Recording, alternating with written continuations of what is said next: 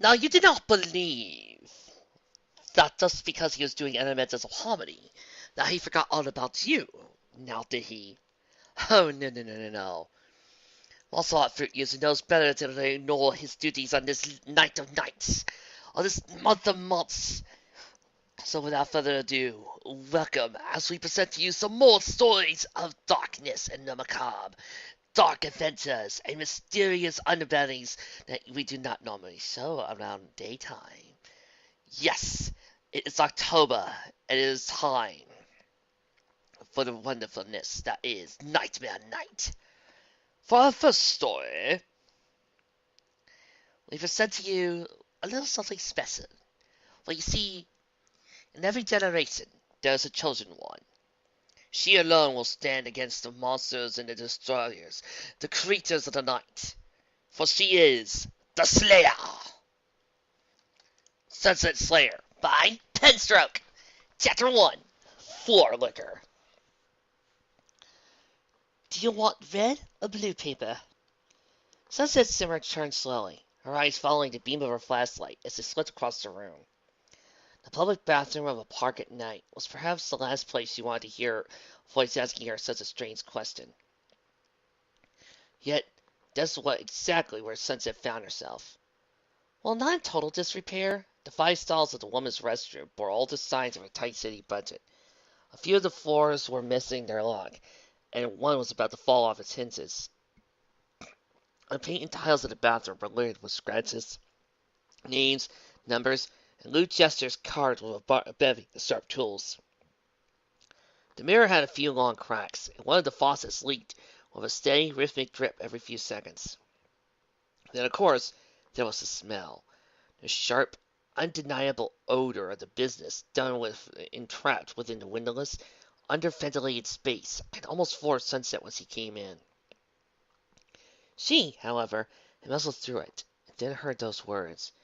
It was a whisper in the ear, strange and unnatural. The room was empty. She checked every stall. She wasn't even supposed to be in there at such a late hour. The doors were normally locked until nightfall. But Sunset wasn't the first to break in after dark, nor would she be the last. Unlike the others, however, it wasn't a driving call of nature or a peer-pressured plank that pushed her into the bathroom. She had come to hear that exact question. Do you want the red or blue paper? The voice asked again. Sunset tensed and spun quickly. Having felt the warm puff of the spoken words on the back of her neck, she clenched her flashlight tighter and backed up until she was in the very corner of the room. Every stall door was open, and she could see every approached, and with that reassurance she acted. She raised her hand into her hair, touching something near her ear. Then she found her voice. Blue, Sunset said, and a chill ran down her spine. As she flicked her flashlight, checking each stall door in the cracked mirror, she was still alone. Nothing was drawing near, yet every sensation in her body was telling her that danger was looming closer. Suddenly, she felt a flick of wind on her hair, and a cold, clammy hand grasped her throat. Sunset dropped her flashlight, reaching out to grab at the bony appendices, but it was already too late. They had encircled her neck and were beginning to squeeze. She tried to kick and pull away from the wall, but her vision was starting to slim. Her lungs violently convulsed, trying to force air past the tight grip on her throat. She heard a hungry growl that carried undercurrents of a delightful laugh. The creature was committed. It would not let go until it had completed its task. That was exactly what she wanted. Reaching up, Sunset grabbed the wrist of her assailant. She held tight as a golden aura began to envelop her body. The amber, gemstone studs in her ears glinted, and from deep within, Sunset felt the rising sensation of her own magic. The tender warmth started at her core and radiated out, like the comforting sensation of a hot beverage on a cold day. She tightened her hold on the wrists, while the hands themselves released their vice-like grip. Sunset gasped for a fresh breath of air, and her magical aura surged with fresh life. With all the strength her arms could muster, Sunset pulled on the hands that attempted to steal her life, yanking their owner out from the shadows. She flung it over her head and smashed it to the ground at her feet, giving her a good look at her and attacked her. The monster looked like a clog of hair that had been yanked out of a shower drain. Its unnaturally narrow limbs were a conglomeration of filth, hair, and he kicked a glinting piece of metal. The strange creature flailed to get back on its feet before turning to roar at Sunset, and from its hands extended several gnarled razor blades. Sunset, however, did not cower in face of the creature. Instead, she took a step forward, her own magical aura blazing. Her ears moved to the top of her head, becoming pointed, and her hair extended to near angel-like ponytail. The rest of her was bathed in the light shining from her. The monster began to back away as it roared in protest. "And where do you think you're going?" Sunset raised her hand. Her aura of magic extended from her fingertips towards the creature. It grabbed a hold of the monster, and slowly but surely pinned it down against the floor. The beast's body convulsed, twisted, and deformed, and the refuse that compromised its body unwove. The human seemed devolving into a writhing mass. It was not going down without a fight. One of the razor blades from his fingers flew at Sunset, so he had to dodge to the right to keep it from cutting at his shoulder. Sunset brought her free hand to her ear, but did not take her eyes off the unraveling monster. "Any time now!" The bathroom door swung open and slammed to the interior wall. The boot responsible for kicking it open was worn by Applejack, her usual school skirt replaced by a pair of durable blue jeans. She leapt into the air and stomped down on the monster. She had already ponied up, and her orange aura spread out from her feet to cover the creature, replacing Sunset's own magic. "Ugh! This one's ugly enough to make a freight train take the dirt road! What's the verdict?" "Aggressive Class 3, Sunset said, reaching through the neck of her shirt. "Drain and dispose." "Well, we thought as much when we heard about this one. That's why we didn't bring Fluttershy." The creature managed to free one flailing appendage and took a swipe at Applejack, but she promptly stomped down on it a second time, applying her magic with great force. "Hey, keep them hands to yourself!" Sunset finished fishing out a large circular device. It was similar to the one that started the whole situation they found themselves in, though improved in comparison to the original prototype. It was 1 of 7, and after pressing a few exterior buttons, Sunset cracked open the logic. The circuitry within came to life, and wisps of sickly yellow energy began to flow over the creature. Its struggles grew weaker, and its growls faded as the magic was drained away. Eventually, all that was left was a pile of mushy, wet hair. Miss Applejack quickly stepped off before covering her nose. "Phew! Hard to believe was using some of that magic to make itself smell better. You think any of it stuck to my boot?"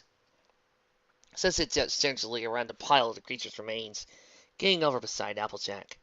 Her own pony power was fading, but before her magic fully receded, Sunset flicked her wrist. A portion of her magic leapt onto the creature's remains and set them ablaze. The fire quickly covered and began consuming the remnants of the beast, leaving no trace and causing no damage to anything that had been no part of the monster. "Let's just say I wouldn't go walking inside the library without cleaning them off first." Applejack nodded as her magical aura began to dissipate. Her body returned to normal as the glow disappeared, receding into the orange gemstones dead she had in her ears. "I hear Rarity's full us already." She opened her mouth, about to perform what Sunset knew would be a very accurate impersonation of Rarity. Instead, both of them heard a piercing scream over the radios in their ears. "Really?" Applejack bolted for the door, while Sunset followed a few steps behind. They raced across the park towards one of the other public bathrooms, Rarity's screams blaring in their earpieces. Sunset caught up to Applejack just as they reached the other bathroom. They put their shoulders forward and ran their way through the door, together, nearly unhinging. Rarity was still screaming at the top of her lungs, the piercing sound now echoing through both their earpieces in the cramped bedroom. She was standing on top of a sink, hunched over, pressing her hands against the ceiling. She was unharmed, but would not stop panicking as she stared at the creature below her. It was a monster not unlike the one Sunset had just encountered. The majority of its body was comprised of the muck that could be pulled out of a souped-up drain, but also clad in plastic water pipes, like a suit of armor. It was also showing no aggression towards Rarity. Instead, it was just looking at the floor, creating a slowly expanding clean spot in an otherwise filthy tile and grout. "Quick! Applejack! Sunset! Class 3! Get it! Get it!" Verity wailed as she shut her eyes tight. "Yeah, that ain't no Class 3. Applejack deadpanned as she watched the whole thing go about its work. She bit her lip and made a sharp whistling sound, managing to dart the monster's attention. It turned to look at him, a pair of lost wedding rings looking to represent his eyes, but did not relent from his gut-wrenching method of mopping the floor. I'll go ahead and attack this one, Applejack said before mostly Rarity. Well, don't you let her get back to the library. Come on, Rarity. Sunset chuckled as he tried to encourage her friend to come down from the sink. It's not gonna hurt you. You must be joking. It's absolutely disgusting. Even being around it makes me feel like I need a bath. Rarity dared to glance at the creature again, happened to witness as it take a particularly large lick from the bathroom floor. She shivered and brought a hand to her mouth. Sorry to believe Rarity's skin could have come any paler than it naturally was, but she managed it. She scampered from the sink and bolted for the floor. Sunset followed her at a leisurely pace, but stopped at the door to look back at Applejack. Sure you wouldn't have rather brought Fluttershy? Applejack drew out her own locket, hitting a few buttons to begin tagging the process. As long as Rarity doesn't barf, yes. Ooh, I was right! The first one was an Akamanto, and the second one was an Akaname.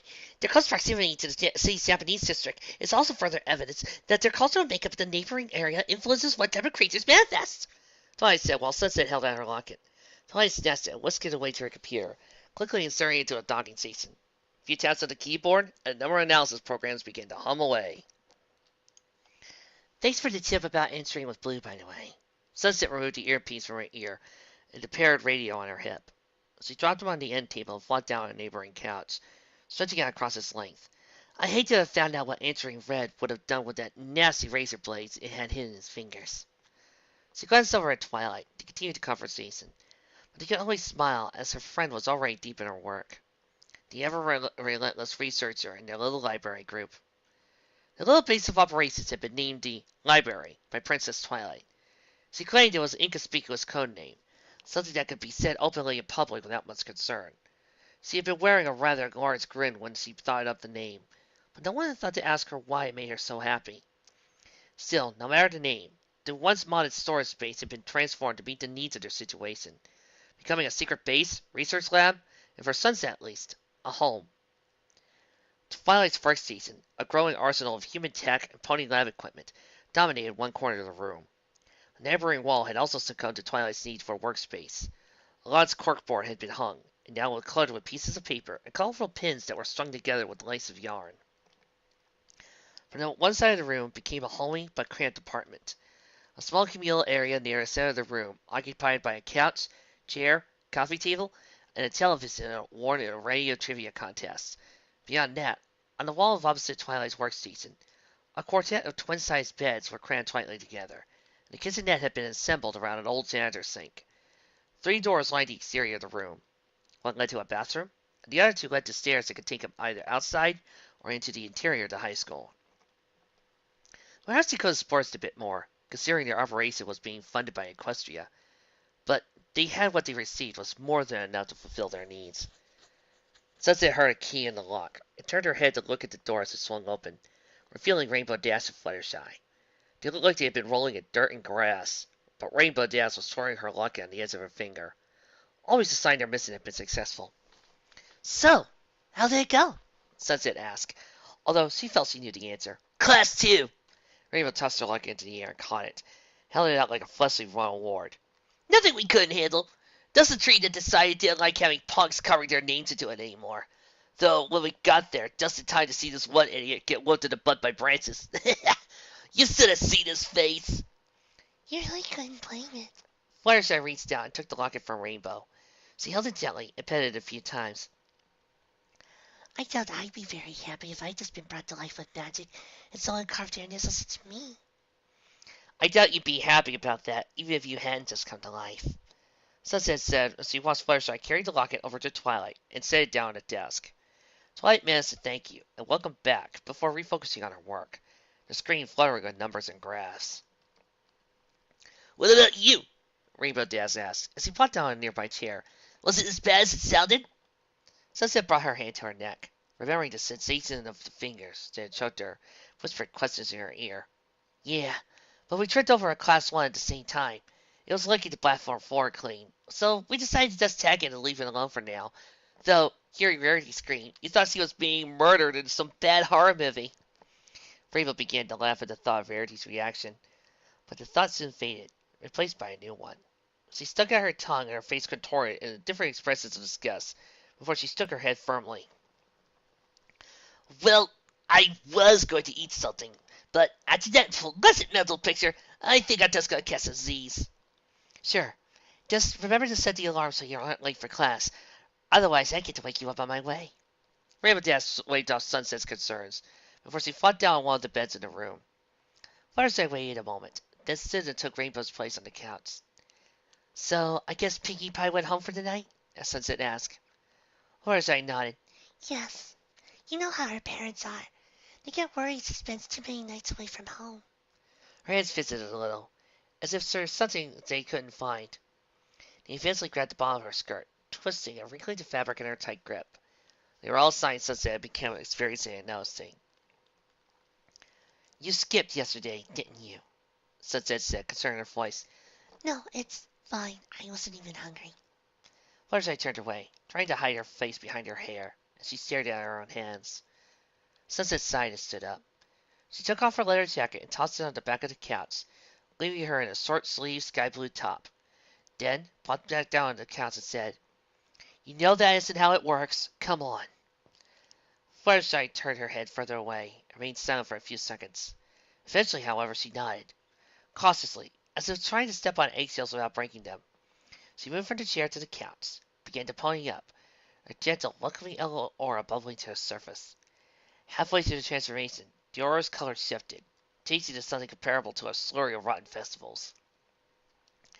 With it, Fluttershy's complexion changed, her colors growing darker as the ear-crying ears grew larger and more predatory. Sunset felt a pair of soft hands raise her arm up. She knew what was coming. It didn't bother her anymore. Except for the always screaming Rarity, she and the others had come used to playing their part. A whimper of pain came from Fluttershy. It was the final warning, the final step in what became a practice process. Sunset could hear Rainbow turning on her cot. Twilight looked away from her computer for a second, submerging herself back into her work. As Sunset waited for the inevitable, her eyes wandered to a framed picture on the wall. It was all of them, standing together with their mouths, right after the friendship games.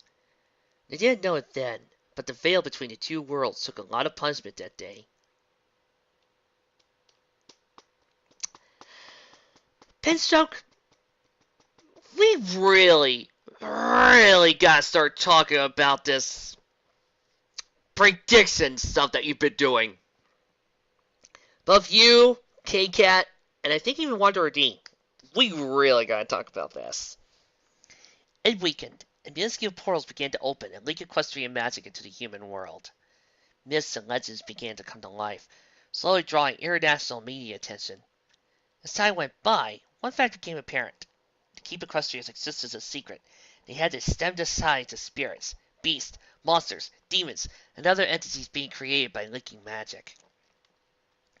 It had even been exciting at first, heading into the city to hunt the entities. More than once, Rarity tried to make them team uniforms. But it couldn't be friendship, picnics, and easy wins forever. A sharp familiar pain hit Sunset's nerves. Her fist clenched briefly, but relaxed once the initial jolt had faded. She looked her way, to distract herself and to give Fluttershy some semblance of privacy. She listened to the tapping of Twilight's tapping, and focused her gaze on the cardboard with numerous pins, notes, and lace of yarns. Anything to dull the sensation of the tears on her arm and the mute sounds of Fluttershy's whimpers. The wound would heal by morning, and the physical pain would fade before she went to sleep. The guilt, however, always lingered with Sunset, and drove her eyes to trace the paths of yarn on Twilight's chalkboard. The green pins were sealed portals. The orange ones were possible sightings. The blue were confirmed Class 1s and 2s if they needed clean up, though currently absent. The red pins marked Class 3s. Sunset's eyes searched to follow the trails of yarn that connected to black pins. They were few and far between, but they marked clues to the vendetta Sunset and her friends all shared. The vendetta Sunset held most closely. "We'll get him, Fluttershy," Sunset said. It was something she had repeated in the situation more than a dozen times before. She meant every word. Their only failed capture had left this mark on his group. It was a mark that wouldn't go away until he had been drained of magic and burned from existence. Sunset would do it. She could see the entity. Code name: Dracula! Oh, now we're talking. Ah, you know, all these facts, and I never think we actually got to do Dracula. Took me 2 years, but I got him. Be reduced to nothing more than smoldering ash. Otherwise, the kindest of her friends would never be freed of the torturous hunger for blood she had to endure every day. Chapter 2: Sunset and Sunrise. The sharp beeping of the alarm sounded sunset from her dreams.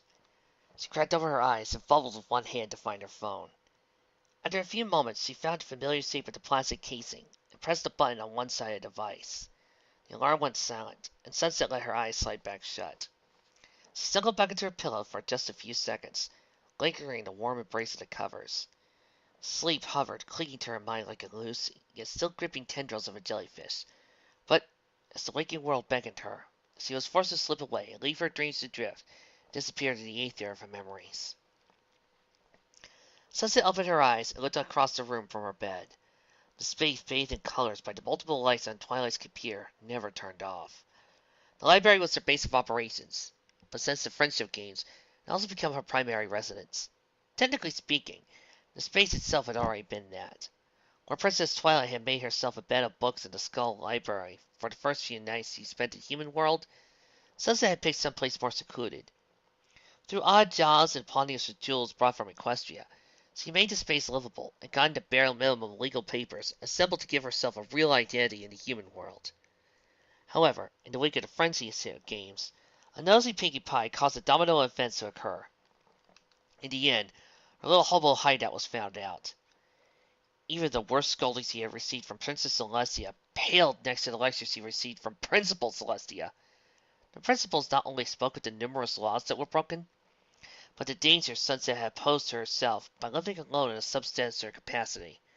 She pointed out flaw after flaw, eventually making Sunset wonder how she managed to survive nearly 4 years in the Human World. Until the other arrangements could be made, Sunset was to stay with her friends. But those plans were put on hold when an old painting in an art room began spewing paint at students and berating their creative skills. The first incident exposed how weak the veil between worlds had become. New holes were forming, and with each new hole came one or more entities. At the rate of new occurrences, it seemed inevitable that Equestria's existence would be exposed. In the interest of both Canterlot High and Equestria, Sunset used her book to manage the meeting between worlds. Principal Celestia, Vice Principal Luna, Dean Cadence crossed through the portal, the first humans to enter Equestria. Sunset and her friends never heard the details about what happened, but never heard of how 3 grown women reacted to having hooves in a world of horses. They were only told the results once Principals and Dean Cadence returned. Cadence was also shocked to find out that she was dating Shining Armor. That was how Sunset and her friends began their part-time job, and when the library was established. Raw equestrian gemstones, which grew in the kingdom's magically infused ground like potatoes, would provide the necessary finances. Princess Celestia arranged a buyer, a wealthy eccentric known only as Mr. Cord, who she had become acquainted over her career as principal at CHS. His history with the school hadn't always been pleasant, but for now he was their ally. He would accept the equestrian jewels and pay appropriately for their worth. With the more generous funds, the school's long-neglected storeroom was made into a livable space. It was only during the party, where they were celebrating the library's completion, that her friends and principals revealed they wanted Sunset to consider it a new home. She had been bouncing between her friends' homes in a never-ending string of sleepovers, but that night they gave her the master key to the library. Those memories, concerted sometimes in the quiet mornings of the library, always made Sunset smile. Especially if we need to get some exposition done. She hugged the blankets of her bed. Her mattress sat on a somewhat elaborate wooden frame with drawers, unlike the simple metal frames of the other beds. After all, she needed just a little storage space for her clothes and a few private possessions. Perhaps the library could be more lavish. They had a lot of funds coming from Equestria, but Principal Celestia was keeping a tight hold on the operation's purse strings. In a way, Sunset was thankful for that. They had what they needed and a few creature comforts, creating a balanced environment that really felt like a home. 2 of her friends stayed at the library that night with Sunset. One was Twilight, who slept in a nearly perfect straight line beneath her covers, arms on top of the blanket.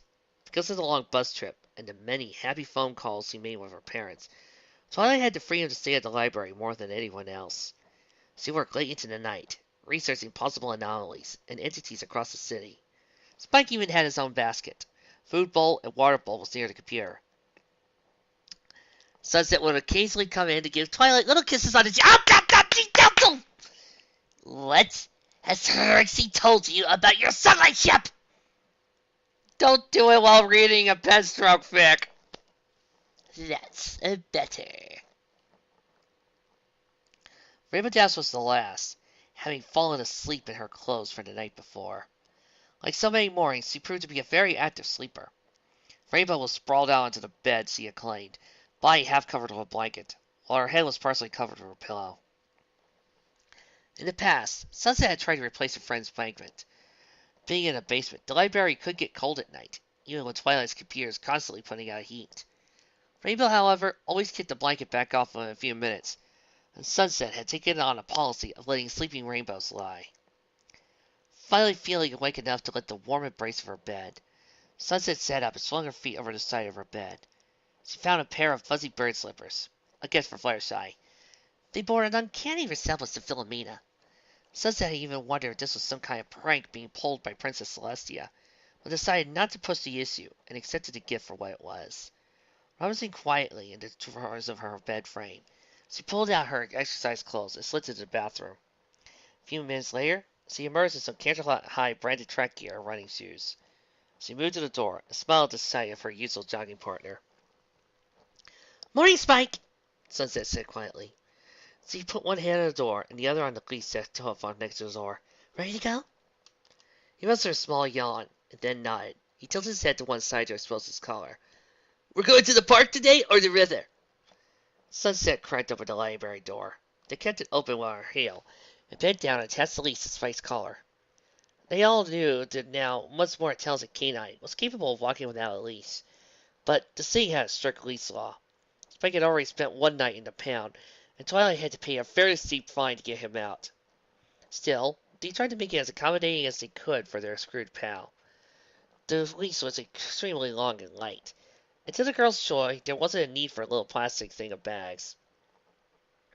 Spike, however, was now intelligent enough to figure out the toilet, though it took a few tries to master positioning himself on the seat without falling in. "Just the park today," Sunset said, when she finally got the leash hooked onto the collar. "Not enough for going all the way to the river after last night, so you'll just have to chase the ducks tomorrow." Leash secured, Spike and Sunset slipped out the door, closing it silently behind them, when Sunset double-checked the pocket of her jacket for her keys. After that, she drew a pair of earbuds from one pocket, plugging it to tip into her phone before inserting one bud into her ear. She liked to listen to music. At the same time, she wanted to be able to talk to Spike. They had something to talk about, and no one else was around. Workout playlist started. Sunset and Spike did a few stretches before heading out for the library's exterior door, which was on the backside of the school. They walked the first few blocks before finally breaking into a jog once they warmed up. They reached the park near the school, a simple field with grass and trees, a few playground toys in the center for kids. The usual routine for both of them was to do a few dozen laps around the park before heading back to get cleaned up for the day. The weather was getting warmer. During springtime, the sun tended to rise, just as the pair would be arriving at the park. Sunset had to put on a pair of orange-tinted shades to seal her eyes from the light. But she found herself smiling at the new view as always. Nothing could compare to Celestia's sunrises, when the princess had reason to really make it extravagant. But human world physics during solar cycle was nothing to sneeze at either. Each sunrise was unique in one way or the other, driven by the chaotic nature of physics and weather patterns. That morning, on a gust of wind, Sunset's nose picked up a smoky fragrance, overwhelmed some of the less appealing smells of the city. It made Sunset take notice of the redness of the horizon. There were some fires burning to the far east. Remember the news correctly, it was nothing dangerous. They were controlled burns, set by the government to help keep the forest-covered national park heavy. The sun had taken on a Pikachu as it was climbing away from the horizon, and the smells were bringing a smile to Sunset's face. The aroma in the wind was reminiscent of campfire and fragrant verses. Almost like this can make Sunset miss Equestria, but he also made her appreciate the wonders the human world had to offer. She continued to stride along the park, shifting Spike's leash to her wrists as she worked to roll up the sleeves of her track jacket. Part of it was to combat her rising internal temperatures from the workout. She also took the opportunity to scratch at a tender spot on her forearm. The wounds from Fireshine's feeding had healed for the most part. There was no visible mark anymore, but some of the lingering, deep tissue damage made the spot still a bit itchy. Still, Sunset fought the urge to scratch harder. She powered into the more intense part of her exercise routine, Spike following her lead as she picked up the pace. She forced herself not to think of Fluttershy, letting her mind get lost in the beats. She didn't want to have to deal with that ever-gnawing guilt until after breakfast. But something still bothered her. There was a pressure, an itch, a nagging sensation that wouldn't leave her mind. She tried to focus on her music, even timing her strides to the beat. It was something like actively passing against her thoughts. She slowed to a stop at the corner of a park, pulled out her one earbud, shook out her hair before getting across the park. The morning was quiet. There was a few passing cars and singing birds, but otherwise the suburbs were calm. She could even hear the music from her earbuds, though she never turned up the volume as high as some of her friends. She looked across the park, holding an earbud in each hand as she scaled her field of vision. Sensation was still there. Apparently, she wasn't the only one that felt it. Spike was growling at her feet. She glanced down to see where he was looking, following his gaze. A somewhat familiar squirrel was staring at them from the tree like they were intruders in his domain. "It's been a while since we've seen him," Sunset said with a chuckle as he looked down at Spike. "I guess he must be feeling better." "Oh yeah, he is. That fussy psychopath threw a pine cone at me yesterday morning when Rainbow Daz and I were jogging." Spike raised the volume of his voice, referring to common barks. As close as he could get shouting at the squirrel, without everyone in the surrounding homes hearing a talking dog cursing out a squirrel. Sunset was always curious what Spike was saying in his native tongue, but decided not to intrude on his private war with the local wildlife. Still, Sunset couldn't help but chuckle to herself as she let Spike get the barking out of his system. It felt silly to be so paranoid when the thing stalking her and Spike was just a squirrel. She scratched her forearm, then put the earbud back in, as Spike replaced his barking with a low growl. "Come on, why don't we head back a little early?" "Yeah, okay. No sense in sticking around where we aren't wanted," he said, turning his nose up and away from the squirrel. They were soon on a run, doing one more final lap around the park, before crossing the street to return trip to school. They had to pause at one corner to allow a car go by. While they waited, Sunset glanced back over her shoulder at the park. The squirrel was gone, but the somewhat odd sensation lingered. It was weaker before it was still there. Sunset, however, brushed it off and began crossing the street with Spike once the car had gone by. She began to wonder, as she began to watch the meaning of the musical for once more, if the hunting of strange, magical anomalies was making her paranoid. Sunset had finished getting cleaned up for the day, and was just slipping on her usual leather jacket as he walked up behind Twilight. "So, what's the weather like?" As usual, Twilight rolled out of her bed, while Sunset was out on her jog, and went straight to her corkboard, beginning her morning routine of appraising the changes in the city's magical climate. She was reviewing local news stories that occurred overnight on a tablet computer. If anything stood out to her, it got printed on a semi-relatable, garage-sealed inkjet printer and placed on the corkboard with an appropriate colored pin. It had become the morning weather report, a name that stuck after Pinkie Pie used it once. "Not too bad." Twilight picked a fresh piece of paper from the printer, pinned to the point with an orange pin. "Not a single mention from any of the useful sources from last night's operations, and nothing new is really popping up for the weekend either." "A weekend off? I won't know what I do myself." Sunset turned and moved towards their compact but well-stocked kitchen, procuring a glass for the cupboards and filling it with some water. Spike was also recovering from their jog and eating his food bowl. That was one thing that some of them were thankful for. Despite his increase in intelligence, Spike still liked dog food and doggy things. The only consideration he had to worry about in that regard was cleaning the bowls a little more often and getting a better brand than Twilight had been using. "Not entirely off." Twilight reached up and tapped on one of the few orange pins that were clustered together on one part of the corkboard.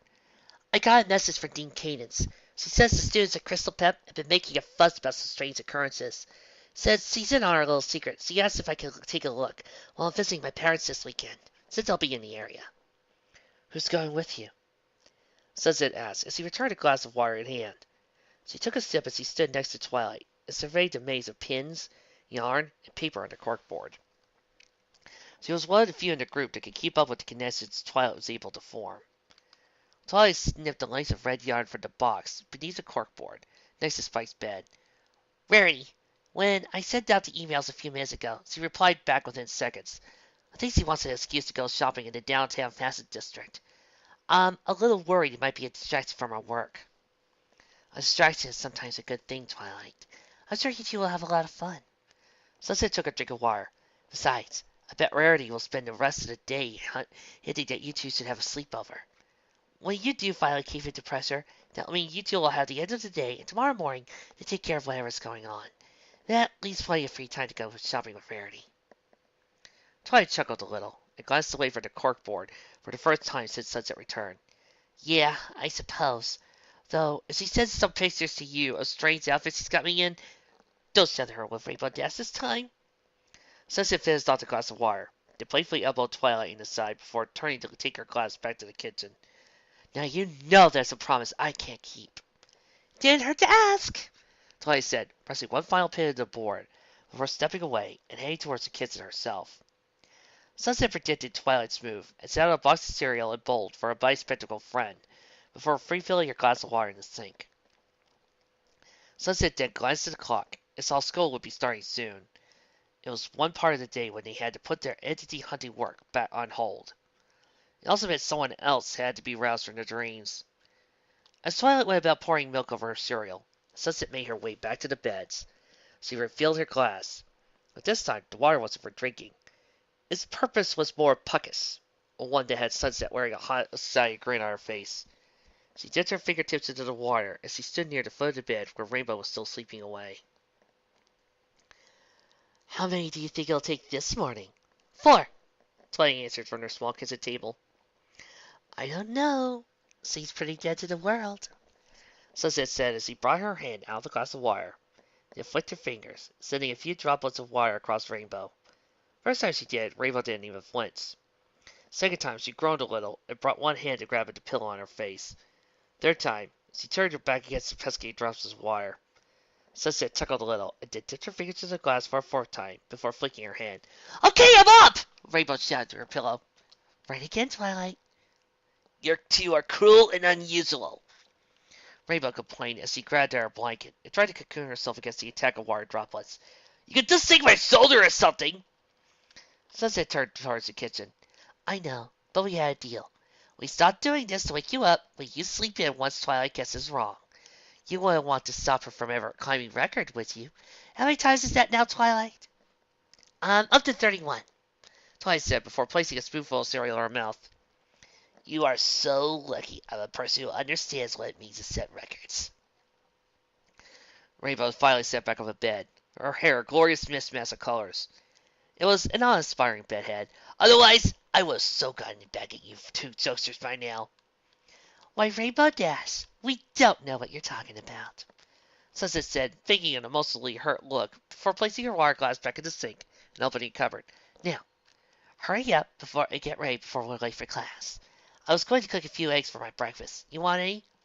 2, over easy, Rainbow said as he pulled herself out of bed. Stressed and stumbled towards the bathroom door. This doesn't make up for the water!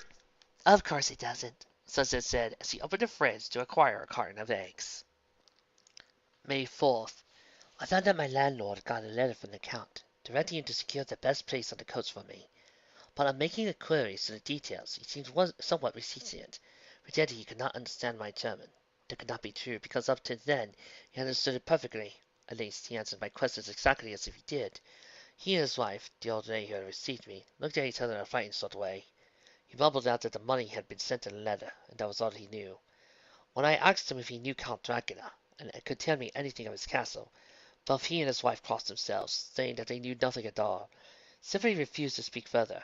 It was so near the time of starting that I had no time to ask anyone else, for it was all very mysterious, and not by any means comforting. This was perhaps the least appealing book report Sunset had ever been assigned. She slouched in her chair at the library, looking up to the ceiling as he struggled to find motivation to keep reading. It wasn't he didn't like reading. See, Rainbow and Twilight could have a regular geek-out session about the latest daring-do book or news. The latest round of science chatter had been over the subject of something they had learned from the pony world, that the author A.K. Yearling in Equestria was a true-to-life daring do, and the books were more memoir than fiction. They then went on to talk about something very similar and possible in their world. But of course, daring do wasn't a book you could pick up for an assignment in Mrs. Inkwell's classic literature. They were looking for the true classics, things that had proven themselves against the test of time. The Iliad, the Odyssey, Frankenstein, Gulliver's Travels, Lord of the Flies, and Great of Wrath were but a few of the titles Mrs. Inkwell placed in their infamous fistful. Some teachers gave assignments. Others let students choose from the list. Inkwell, however, liked to make it a bit more theatrical, and had everyone pull a book assignment at random from a big glass fishbowl. On the list of possible assignments, there were many Sunset would have been eager to do. The only two she had dreaded. One was War and Peace. No one had ever gotten it in class, but Mrs. Inkwell kept it on the list of possible assignments every year nonetheless. Perhaps it was just a scare tactic, or something to make the students appreciate getting other novels that wouldn't be as overwhelming. No one knew for sure, but once more, War and Peace remained absent from the list of randomly drawn books. But luck was being cruel to Sunset today, because when she withdrew her hand from the bowl, she found that she drawn the other books she would have rather avoided. Dracula. A few months ago, she would have loved being inside Dracula. It was a classic of literature and helped define the modern vampire mythos. A mythos that was perhaps degrading a little because of the vampires that held a side role in the werewolf-focused Pale Moon series. Sunset could not understand how that appealed to so many people. Rarity had gotten up in a frenzy as well. She practically devoured those novels and gladly claimed herself as a part of Team Lance. But Dracula helped start it all, defining the modern strengths and limitations of the famed Count of Transylvania. But now the story hit a bit too close to home. Glancing down at her backpack, Sunset reached it and rummaged around before pulling out a black folder. She opened it and thumbed through its contents. She skimmed through the pages, reading various notes she had all but memorized. There Dracula was a Class 3 aggressive magical manifestation that had taken the shape of a large vampire bat. He had the wingspan of 6 feet. His central body measured a foot and a half in length, and disappeared as the sun rose, fading from existence like many of the entities they chased, but reformed every night with the setting of the sun. It had no human form. While it wasn't smart enough to speak, write, or understand the philosophies of life, it knew how to hide, elude, and set traps. Yet, if that was all Dracula was, it would have been a Class 2 at worst. But Dracula liked to bite. Like a true vampire, it drank blood for nourishment. It wasn't particular about where its fangs found a home in its prey's flesh.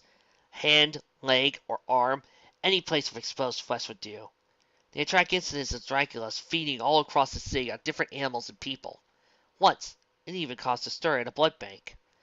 Thankfully, no one else had been affected like Fluttershy, yet. I know that folder. Flitzing! Sunset slapped the folder down into the table before looking at the source of the voice. It was Principal Celestia. Was lifted up beside Sunset without her realizing. I thought I asked you to not bring out materials related to your extracurricular activities during school hours. Sorry, Sunset said, quickly stuffing the folder back into her backpack. Something happened to make me think of it. I imagine this is to blame, Celestia said, reaching up and picking up the library copy of Dracula. I assume this is for our class. You're not reading this just to torment yourself? Mrs. Inkwell's class. The second fistful book assignment. Celestia nodded and even put a relieved smile as he offered the book back to Sunset. I am very happy to hear that. I know you take a lot of personal responsibility for what happened that night, Sunset. At the same time, if you feel this is a bit too much for you, I could try speaking with Mrs. Inkwell.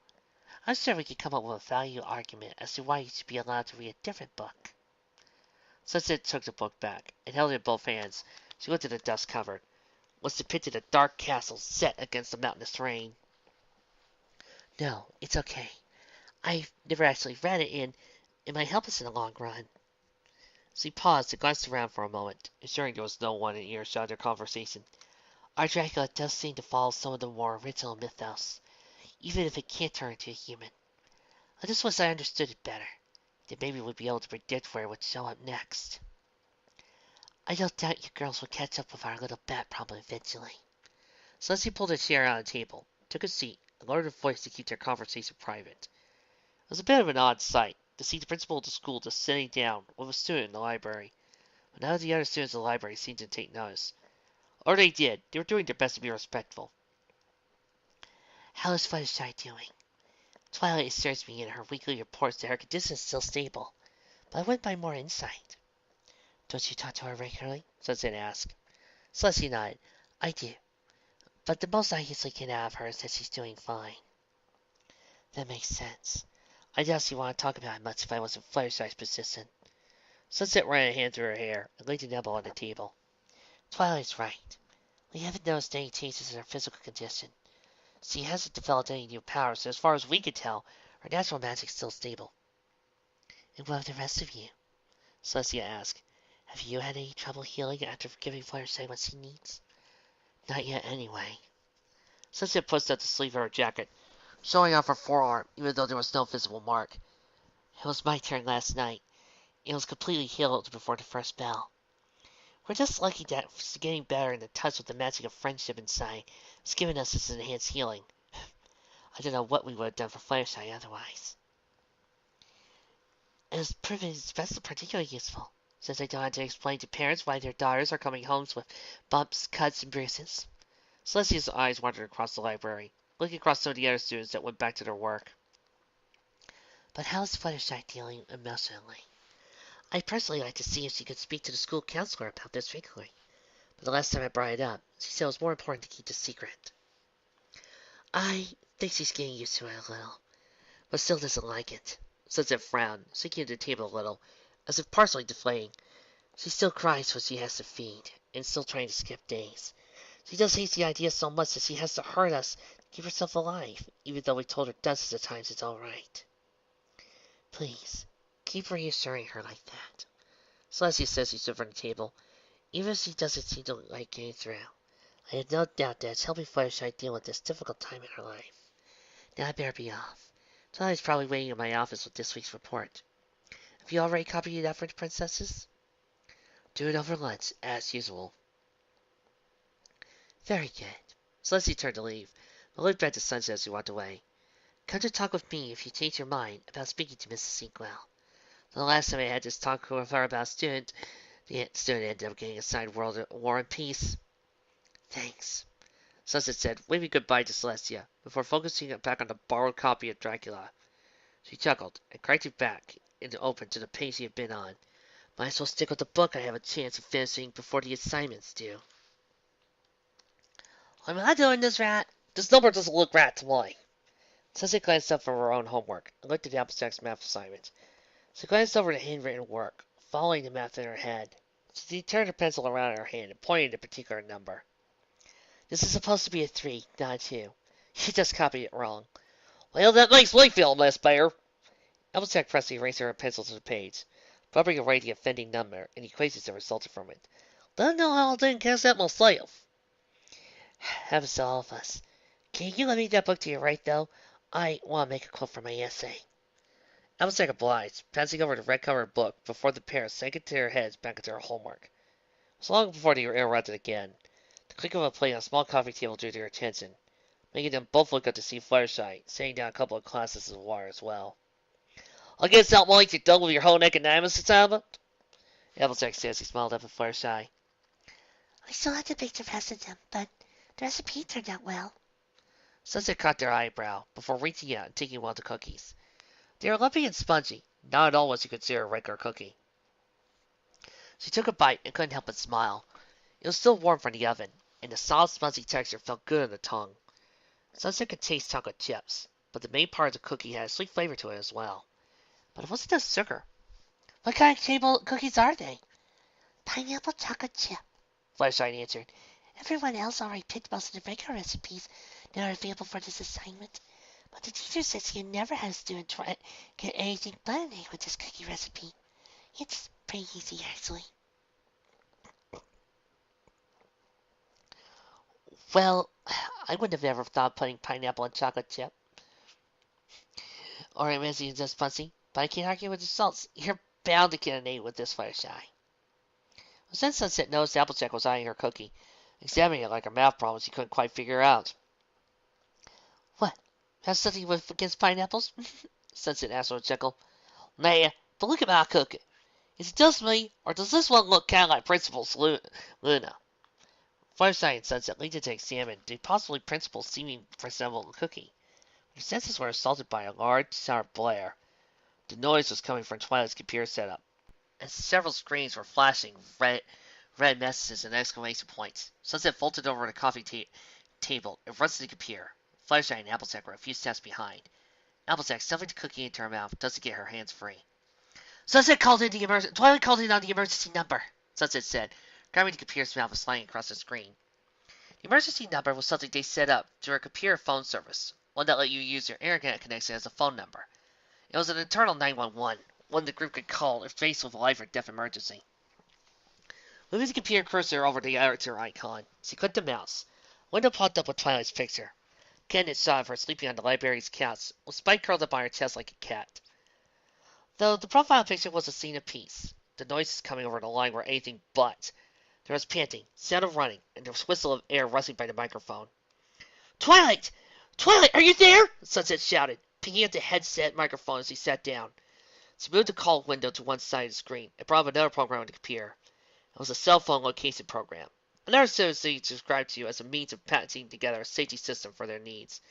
The program was all of their cell phones listed. Sunset quickly tapped on Twilight's entry in the list. A spinning icon appeared in the program and began to try to locate her phone.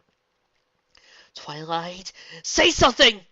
Sunset nearly shouted into her microphone as she turned her attention to look at the call. Sunset, I need backup! Class 3 aggressive, it's... A sharp bang of metal came over the call, making the three girls wince as Sunset reached to turn down the microphone speakers. Say again, Twilight! Dracula! And that one word, the call for Twilight went silent. Speakers providing nothing more than a low-level buzz until the software ended the call. Let's like the say! Applejack gasped, but the answer was written all over their friends' faces. Fluttershy was clutching her arms around her chest, as if trying to shake off a nasty chill in the air. Sunset's hands bulged in fists as she stood up from her chair and as her eyes looked at the cell phone locator app. He pulled up a map and placed a purple dot on it, replacing Twilight's phone. Though the street names were unfamiliar to the three girls, the picture brought up by the app wasn't.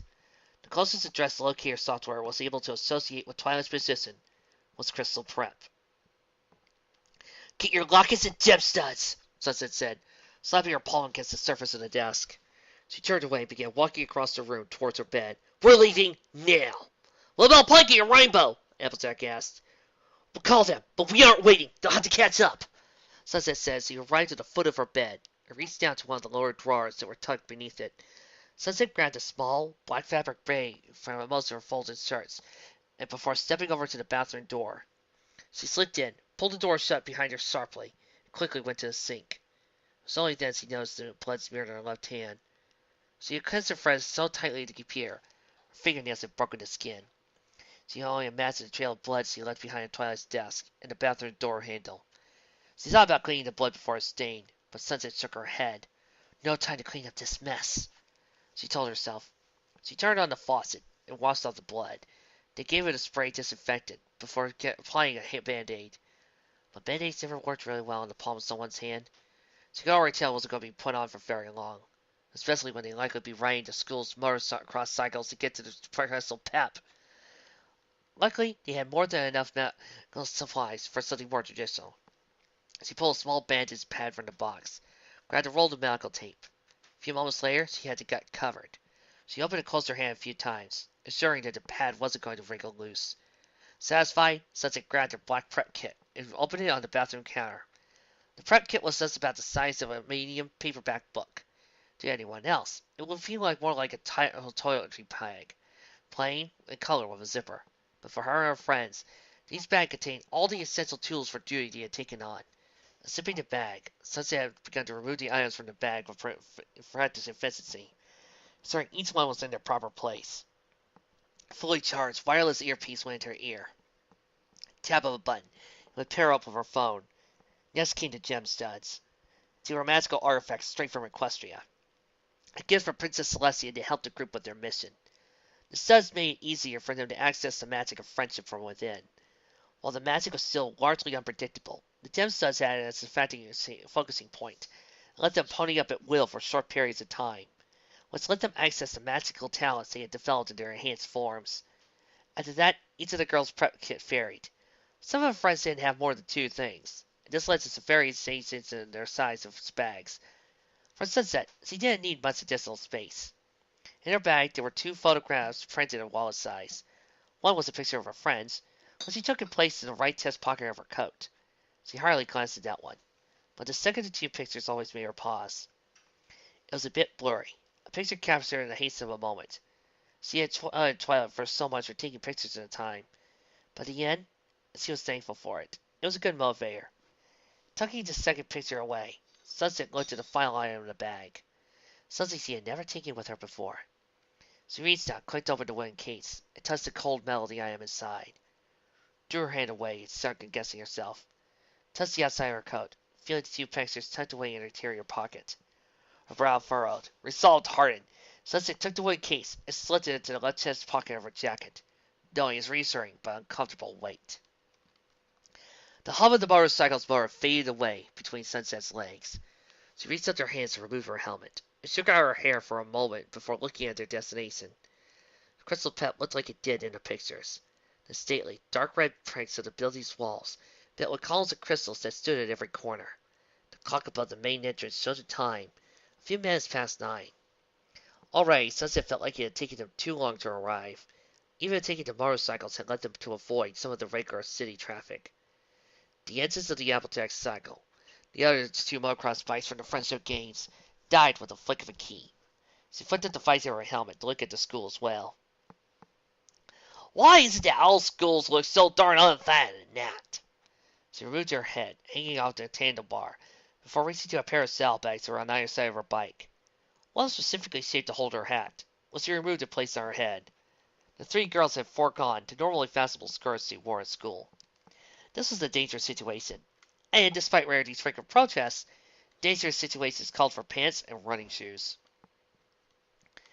Why couldn't we have taken the bus? Fluttershy asked, her voice shaking a little as she got off the back of Sunset's bike. She was visibly shaken and had to place a hand on the motorcycle as she clutched the other to her chest. Did you have to go so fast? We were only going 5 miles per hour over the speed limit, just as fast as everyone else on the highway. Sunset said as she hung her helmet off the handlebar. She swung her back leg over the side of the bike, but kept a firm grip on the handlebars to ensure it stayed upright. They were still outside the gates of the school, though they were noticeably cracked open. She pushed the back towards the gate, using a foot to kick it a little further open, cutting it aside. Now come on! We gotta find Twilight and Rarity! Aren't you even going to wonder why the gate's open? Applejack asked as he and Fluttershy followed Sunset through the gate and onto the school grounds. I'm sure Rarity and Twilight just left it open. Sunset turned her bike to the left, getting away from the gate, eventually coming to a stop at the teacher's parking lot. She lowered the kickstand and leaned the bike against it gently. Sunset, you know they wouldn't do that, especially if they got a key. Don't you think Dean Cadence would have given them a key? Applejack got her bike parked next to Sunset's and pulled the key from the ignition, slipped into her pocket. Now, would you slow down for a second? I know you're here to find our friends. I know the only reason you're so gung-ho is because Twilight listed Dracula, but there's no reason to lose your head. Why isn't it? Applejack put up her hands defensively, while Fluttershy hidden behind her. Because the last thing any of us need right now, we go in there without thinking, we could just put Rarity, Twilight, and ourselves in danger. So take a deep breath for me, Sunset, and believe me when I say everything will work out. You're right, she said, taking the recommended deep breath and running a hand through her hair. Sorry, I just got myself worked up on the ride over here. She took another stinging breath. Thank you for saying something. I'm better now, but we still have to hurry. Let's go try the front door and see if we can get in that way. Any alarm systems should be off if Rarity and Twilight are still inside. Now, that sounded like a good plan. Applejack said as she and Fluttershy followed Sunset's lead towards the front door. The school was completely quiet, in contrast to the sounds of panic they had heard over the phone. Sunset found the silence unsettling. For a moment, fears of what they would find inside flashed in her mind. Would he discover Rarity and Twilight slumped in some corner, now bearing fangs like Fluttershy? Or was something even worse waiting for them? With a surge of her will, Sunset pushed those thoughts away as she, Applejack, and Fluttershy climbed the exterior steps of the school. They would find their friends, and then they would kick some magical field entity butt. Tonight was the night to fix their failure. Sunset was sure of it. She reached out for the handle of the front door, gripped it firmly before pulling. The door was unlocked. It swung open easily without sound, and the girls moved inside the school. And behind them, the gates of Presto Prep slammed shut.